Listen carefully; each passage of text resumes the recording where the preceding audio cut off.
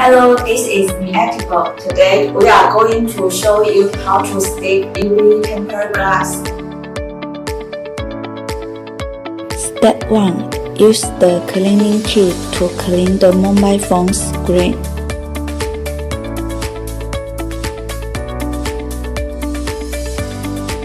Step 2. Open UV glue. Twist the cap a few times to remove the cover. Don't squeeze the bottle, but turn the bottom of it to control the glue. Step 3.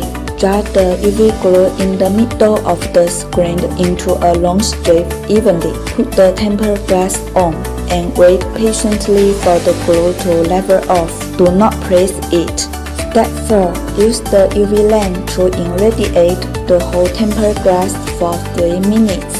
Quick unlock and smooth touch. Waterproof and anti-oil. The rounder the water dries, the stronger the anti-fouling effect. Not easy to fall off, but remove easily. No glue leak over, no damage to the screen.